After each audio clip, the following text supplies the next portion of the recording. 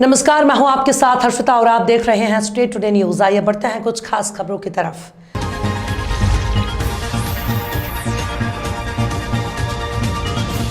आज के समय में जहां लोग एक दूसरे को लूटने में लगे हैं, तो वहीं नगर की युवा ने ईमानदारी की मिसाल पेश की। अब्दुल्लागंज निवासी युवक देवेश नामदेव को अब्दुल्लागंज में एक अज्ञात बैग यात्री प्रतीक्षालय पर मिला।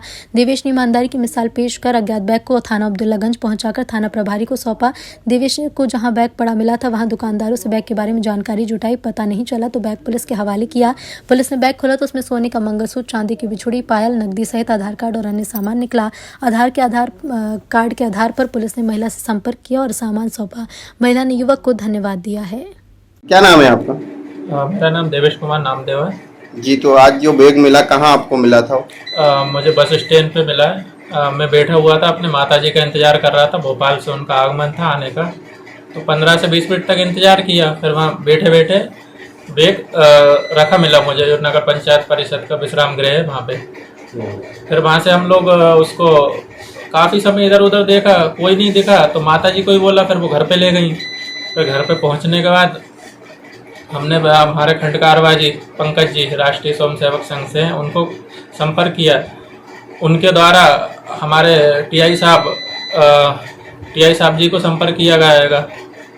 और यहाँ पे बस स्टैंड पे गए। क्या भूल गए थे या कोई? हाँ, भूल गए थे हम जल्दी। क्या क्या सामान था उसमें? उसमें कुछ थोड़े से पैसे थे, पासबुक वगैरह थी, आधार कार्ड थे और मेरा आईडी कार्ड था उसमें। हाँ। सोने का मंगलसूत्र था, पायल थी और बिछिया थी। आज ही लिया था मंगलसूत्र? हाँ, आज ही लिया था, अभी उठा के लेके आया। अच्छा, फिर थाने से मिल गया आपको? हाँ, थाने से मिल गया। धन्यवाद ये भैया का, बहुत बहुत धन्यवाद। क्या नाम है आपका? माया सिसोदिया। क्या था उसमें और कैसे वो बैग आप तक पहुंच गया? अभी कुछ देर पहले अपने अब्दुल्लागंज के स्वयंसेवक संघ के देवेश नामदेव जी और गगन साहू जी एक बैग लेकर आए थे। उसको खोल के देखा तो उसमें कुछ सोने का सामान, कुछ चांदी का सामान और कुछ ज़रूरी पासबुक वगैरह, आधार कार्ड और आईडी कार्ड वगैरह थे। तो जो आईडी कार्ड देखा गया उसमें माया सिसोदिया नाम से महिला का आया था, जिसके घर पर संपर्क किया तो महिला अब्दुल्लागंज होना बताया था। तो थोड़ी देर बाद महिला आ गई थी। तो ये सामान जो है जो महिला को बताया गया, महिला ने अपना सामान पूरा होना बताया और उन्हें सुपुर्द किया गया है। और हमारे देवेश जी ने बहुत मानवता का काम किया है, क्योंकि महिला इतनी भाव विभोर हो गई थी अपने सामान को देखकर कि बहुत। मुख्यमंत्री शिवराज सिंह चौहान ने प्रदेश के सभी कमिश्नर कलेक्टर को निर्देश दिए हैं कि लाडली बहना योजना का प्रदेश के दूरदराज के ग्रामीण क्षेत्रों में प्रचार माध्यमों से व्यापक प्रचार प्रसार कराएं। सीएम ने कहा कि प्रचार प्रसार का कार्य स्थानीय भाषा में हो, सुनिश्चित हो।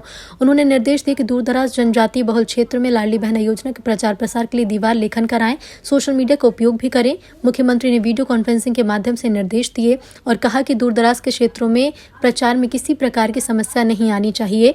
निर्देश दिए हैं कि किसी भी स्थिति में लाडली बहना योजना के हितग्राहियों को परेशानी न हो। वीडियो कॉन्फ्रेंसिंग में सीएम ने गेहूं उपार्जन की समीक्षा करते हुए निर्देश दिए कि केंद्रों में किसी को परेशानी न हो, सभी कलेक्टर सुनिश्चित करें। उन्होंने कहा कि उपार्जन का कार्य सहजता से होना चाहिए। गेहूं उपार्जन केंद्रों में किसानों के लिए अच्छी व्यवस्था हो, किसानों के लिए छाया, पेयजल, अच्छी बैठक हो, विलंब होने पर स्वल्पाहार की व्यवस्था भी सुनिश्चित करें। मुख्यमंत्री ने सभी कलेक्टर्स को निर्देशित करते हुए कहा कि उपार्जन केंद्रों से गेहूं का परिवहन समय पर सुनिश्चित करें और किसानों को राशि का भुगतान समय पर हो, सुनिश्चित करें। एक ओर जहां सरकार और स्वास्थ्य विभाग मरीजों को बेहतर सुविधा उपलब्ध कराने का प्रयास कर रही है, तो दूसरी ओर शहडोल मेडिकल कॉलेज प्रबंधन उनके इस नेक काम में पानी फेरने में लगे हैं। मेडिकल कॉलेज प्रबंधन की लापरवाही का नतीजा, दान में मिली 2 एम्बुलेंस वाहन धूल फांक रही हैं। स्वास्थ्य विभाग की अनदेखी के चलते वाहन जंग खा रहे हैं, जिससे मरीजों को ज्यादा पैसे खर्च कर निजी एम्बुलेंस का सहारा लेना पड़ता है। मरीजों के लिए सड़कों पर दौड़ने वाले इन वाहनों से अस्पताल परिसर भरा भरा नजर आ रहा है। तो शहडोल संभाग के एकमात्र मेडिकल कॉलेज में उमरिया, अनूपपुर के अलावा आसपास के जिले सहित छत्तीसगढ़ के लोग भी इलाज के लिए पहुंचते हैं, जहां उन्हें जरूरत पड़ने पर मेडिकल कॉलेज में धूल खा रही एम्बुलेंस नसीब नहीं हो रही। आपातकाल में एम्बुलेंस की कई बार कमी देखने में आई और इससे मरीजों को निजी एम्बुलेंस का सहारा लेना पड़ता है। तो बता दें कि मेडिकल कॉलेज को SCCL के CSR मद से 2 नई एम्बुलेंस तत्कालीन कलेक्टर की पहल पर मिली थी, ताकि संसाधन के अभाव में किसी मरीज को न भटकना पड़े, लेकिन अस्पताल की अनदेखी के चलते लोगों को परेशान होना पड़ रहा है। हाँ, बराबर है। ये दोनों एम्बुलेंस हमको SCCL के माध्यम से प्राप्त हुई हैं, जो इसको डोनेशन में मतलब मिली है। और इसमें एक एडवांस लाइफ सपोर्ट है और एक बेसिक लाइफ सपोर्ट है। एम्बुलेंस तो हमें मिल गई है, लेकिन वर्तमान में जो पद और जो बजट सैंक्शन हुए हैं हमारे मेडिकल कॉलेज शहडोल के लिए, उसमें ना तो इसके डीजल के खर्चे का कोई प्रावधान है, हमें किसी प्रकार का POL नाम एक के मद में बजट आता है, पेट्रोल एंड ऑयल, पूरा मुझे कुछ नहीं मालूम, वो भी हमें नहीं दिया जाता है क्योंकि शासन की तरफ से हमको कोई गाड़ी नहीं मिली है। और साथ ही हमारे जो मानव संसाधन पद स्वीकृत हुए हैं उनमें कोई ड्राइवर का भी पद स्वीकृत नहीं है। तो गाड़ियां चलाने के लिए हमको रोटेशन के हिसाब से प्रति गाड़ी 3 ड्राइवर, मतलब कम से कम 6 ड्राइवर की आवश्यकता है। इसके अलावा जो इसका संचालन करेंगे तो उसमें डीजल की आवश्यकता पड़ेगी, इसमें नर्स लगेगी, टेक्नीशियन लगेगा और एक वार्ड बॉय की ज़रूरत होती है। वार्ड बॉय, टेक्नीशियन, नर्स तो हमारे यहाँ से मिल जाएंगे। और ये जो इसके लिए हमने पूरा प्रस्ताव भी बनाया है, लगभग इनके संचालन में 2.5 लाख प्रति माह का व्यय संभव है। और कलेक्टर दर पे भी हम इनको चलाते हैं तो, और क्योंकि इससे कुछ आय होना संभावित नहीं लगती, तो प्रस्ताव अभी भेजा हुआ है, कमिश्नर साहब के यहाँ है कि ये 2.5 लाख रुपए का कैसे इंतजाम किया जाए। ये जैसे ही हो जाएगा तो ये एम्बुलेंस क्रियान्वित हो जाएगी। कितने महीने हुए सर गाड़ियों को आपको राष्ट्रीय गोंडवाना व गणतंत्र पार्टी द्वारा राष्ट्रीय मातृशक्ति सम्मेलन का आयोजन पचमढ़ी में किया गया। कार्यक्रम की अध्यक्षता प्रदेश अध्यक्ष कुमार हेमंत कुमारी बढ़कर 1G के द्वारा किया गया। राष्ट्रीय अध्यक्ष विशेष अतिथि रूवन सर्वेश्वर सिंह मरकाम, दादा मुख्य अतिथि तिरुमाय गोमती मरकाम, विशिष्ट अतिथि तिरुमाय प्रीतम, पिंद्र राम जी, राष्ट्रीय अध्यक्ष अतिथि तिरुराज शांति राम, कुंजाम जी, प्रदेश महामंत्री नीलम मरावी, प्रदेश उपाध्यक्ष देवबती मरावी, जिलाध्यक्ष आदि मौजूद रहे। संवाददाता मुकेश बान की रिपोर्ट। ठीक है, आइए हम बात करते हैं गोंडवाना गणतंत्र पार्टी के राष्ट्रीय अध्यक्ष जी से। पचमढ़ी में कार्यक्रम करने का उनका क्या उद्देश्य है, समाज को पचमढ़ी से कैसा लगाव है। पचमढ़ी का बहुत पुराना इतिहास आदिवासी कटिया समाज से रहा है। यहाँ पर संत भूरा भगत महाराज की तपोस्थली है और ये कार्यक्रम कैसा रहा और इस कार्यक्रम का उद्देश्य क्या है, आइए हम बात करते हैं गोंडवाना गणतंत्र पार्टी के राष्ट्रीय अध्यक्ष जी से। सर बताएं। गोंडवाना गणतंत्र पार्टी के संस्थापक दादा हीरा सिंह मरकाम जी को सेवा जोहार करते हुए ये जो पचमढ़ी की जी मंच है, दादा मरकाम जी की देन है। और ये मंच दादा मरकाम जी ने मातृशक्तियों को सौंपा। निश्चित रूप से ये सम्मेलन आज 18वां वर्ष हो चुका है और इस मंच के माध्यम से 50% से आरक्षण ज़्यादा नहीं होनी चाहिए, ऐसा कुछ नियम है सेंट्रल गवर्नमेंट का, केंद्र का। तो हमारे छत्तीसगढ़ में 58% था, उसे कोर्ट के माध्यम से असंवैधानिक करार दिया गया। छत्तीसगढ़ की सरकार ने फिर से अध्यादेश लाई जिस पर आदिवासियों को 32% आरक्षण की बात कही गई। 32% देने की बात शासन की ओर से दिया गया था, प्रावधान लाया था, अध्यादेश लाया गया था। परंतु उस बिल पर हमारे महामहिम सुश्री अनुसुईया उइके जी कभी भी उस पर दस्तखत नहीं किए। जानबूझ करके आदिवासियों के आरक्षण को रोके और वो कभी नहीं चाहते कि आदिवासियों का विकास हो। आपका कहना यह है कि गवर्नर जो है हमारे मध्य प्रदेश की, वो हमारे आदिवासी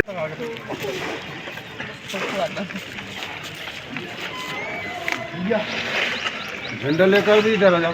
संविधान निर्माता डॉक्टर भीमराव अंबेडकर की जयंती पर आज गोंडवाना गणतंत्र पार्टी के द्वारा विशाल शोभा यात्रा का आयोजन किया गया है 12 बजे। आइए हम बात करते हैं ये कार्यक्रम की रूपरेखा कैसी है, क्या रहेगी। प्रदेश महामंत्री शांति राजपूत जी से। कुशराम दादा हमारे गुरु दादा मरकाम जी के चरणों में सेवा जोहार करते हुए ये अखिल गोंडवाना शहडोल के धनपुरी नगरपालिका विकास के बड़े बड़े दावा तो करती है, पर जमीनी हकीकत कुछ और है। नगरपालिका की सबसे बड़ी colony ward number 2 college colony के श्रीराम रेसिडेंस के पीछे धनपुरी नगरपालिका द्वारा कचरा फेंका जाता है, जिससे रहने वाले लोगों को बदबू सांस लेने में तकलीफ है। उनका कहना है कि यहाँ कचरा कहीं और से नहीं बल्कि नगरपालिका ही फेंक रही है, जिसका खामियाजा लोगों को भुगतना पड़ रहा है। आलम यह है कि नगरपालिका के द्वारा लाखों करोड़ों का बजट दिए जाने के बाद भी ठेकेदार ध्यान नहीं देते। शाजापुर में अखिल भारतीय बलाई समाज के राष्ट्रीय युवा अध्यक्ष दिलीप सिंह बामनिया के नेतृत्व में शुक्रवार को जिला चिकित्सालय ट्रामा सेंटर शाजापुर में बाबा साहब भीमराव अंबेडकर की जयंती मनाई गई। सर्वप्रथम उनके चित्र पर माल्यार्पण और दीप प्रज्वलन कर कार्यक्रम की शुरुआत हुई। कार्यक्रम में बामनिया द्वारा नशा मुक्ति की शपथ दिलाकर बाबा साहब को रक्तदान कर सच्ची श्रद्धांजलि दी गई। मौके पर बामनिया ने कहा कि नशा ऐसा जहर जो समाज को खोखला करता है, इससे हमें सबको बचाना चाहिए ताकि हम सब मिलकर नशा मुक्त भारत राष्ट्र का निर्माण कर सके और बाबा साहब के विचारों को आगे बढ़ाते हुए वंचित वर्ग के उत्थान के लिए कार्य करें। जिला शिक्षा अधिकारी विवेक दुबे ने कहा कि बाबा साहब डॉक्टर भीमराव अंबेडकर जी ने हमेशा सामाजिक समरसता, शिक्षा और समानता की बात कही, जिसका हमें अनुसरण करना चाहिए।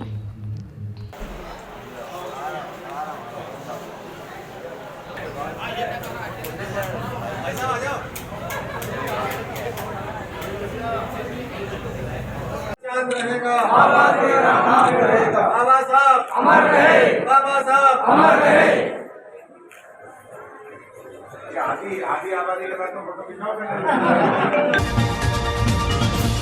कटनी भीमराव अंबेडकर की जयंती के उपलक्ष्य में शहर में भव्य विशाल जुलूस निकाला जा रहा है। शहर भ्रमण करता हुआ विशाल जुलूस भव्यता के साथ स्टेशन रोड शुरू हुआ। शंकर टाकीज, कहानिया गेट, सुभाष चौक, कपड़ा मार्केट, सराफा बाजार, झंडा बाजार, आजाद चौक, मिशन चौक से हाउसिंग बोर्ड मैदान तक गया। उसके बाद मंची कार्यक्रम का आयोजन, जिसमें सांस्कृतिक के कार्यक्रमों की प्रस्तुति युवाओं और बालिकाओं ने दी। जुलूस में सभी बूढ़े नौजवान विशाल जुलूस में शामिल रहे। कटनी जिला ब्यूरो शकील खान की रिपोर्ट। जयंती मनाई जा रही है, जिसमें कटनी से कोने कोने से सभी संगठन आजाद के संग हैं और इसे भव्य रूप देने के लिए अखिल भारतीय सफाई मजदूर संघ, ST/SC OBC महासभा, आजाद, CSU मजदूर महासभा, गुणवार समाज उत्थान समिति और क्रांति मोर्चा तथा विभिन्न चौधरी समाज, काटी एवं अन्य विभिन्न कोने कोने से समाजी संगठन इसमें भाग लिया है और इस जयंती को भव्य बनाने के लिए महत्वपूर्ण और अभूतपूर्व सहयोग दिया है। हम हमारे साथ जितने भी संगठन हैं सभी के अध्यक्ष एवं सभी के पदाधिकारी उपस्थित हैं और भारी संख्या में इसे पहली बार कटनी में ऐतिहासिक बनाने के लिए उन्होंने पूरा जोर से लगभग 10,000 के ऊपर संख्या में योगदान किया। क्या नाम है? मेरा नाम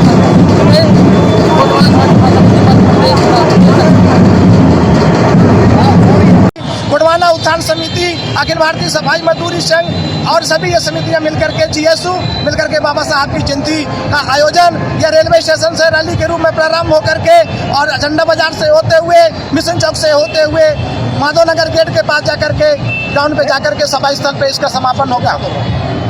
जिस तरह से रैली देखी जा रही है, मध्य प्रदेश में विधानसभा चुनाव है और आजाद की मांगे भी सामने आ जाती हैं। बिल्कुल निश्चित रूप से ये हमारे लिए इशारा है सरकार के लिए कि हम जो भारतवर्ष में 33% है, हमारी बातों को सुना जाए और अध्यक्ष सिर्फ कटनी पर नहीं पूरे मध्य प्रदेश के साथ में और गरीबों की और छोटे तबके के लोगों की लड़ाई हमेशा लड़ता रहा है और लड़ता जा रहा है। उसका आज नतीजा देखने को मिला है कि कटनी के कोने कोने से हजारों लोगों के तादाद पर उपस्थित होकर के स्वयं के साधन से, स्वयं के पैसे से यहाँ पे कार्यक्रम पे आए हैं। कहाँ से कहाँ तक ये कार्यक्रम चलेगा?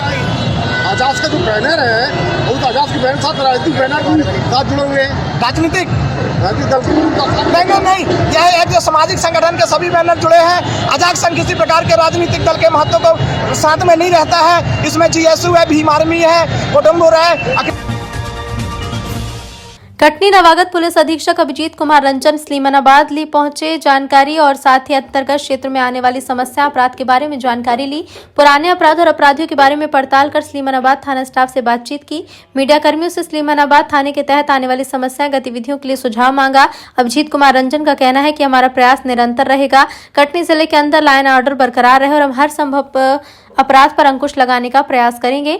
नियम संगत कार्रवाई की जाएगी। अभिजीत रंजन शांति सद्भाव बना रहे इस तत्परता से कार्य करेगी, उनके लिए प्रतिबद्ध है। स्लीमानाबाद से संदीप मौर्य की रिपोर्ट।